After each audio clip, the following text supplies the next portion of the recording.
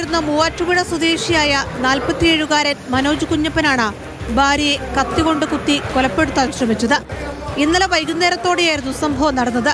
വീട്ടിൽ ആരുമില്ലാതിരുന്ന സമയത്ത് മദ്യപിച്ചെത്തിയ പ്രതി ഭാര്യയ്ക്കു നേരെ ആക്രമണം നടത്തുകയായിരുന്നു. ഗുരുതരമായി പരിക്കേറ്റ സ്മിത നിലവിളിച്ച് വീടിന് പുറത്തേക്ക് ഇറങ്ങി ഓടിയതോടെയാണ് നാട്ടുകാർ വിവരമറിഞ്ഞത്. സ്മിതയുടെ നെഞ്ചിലും കാലിലുമാണ് ഗുരുതരമായ പരിക്കുകളേറ്റത്. നാട്ടുകാർ ചേർന്നാണ് സ്മിതയെ ആശുപത്രിയിൽ എത്തിച്ചത്.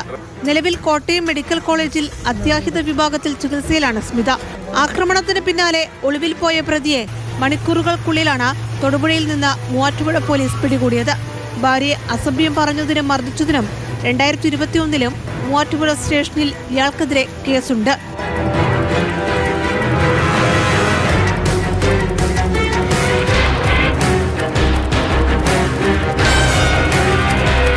കോടതിയിൽ ഹാജരാക്കിയ പ്രതിയെ റിമാൻഡ് ചെയ്തു.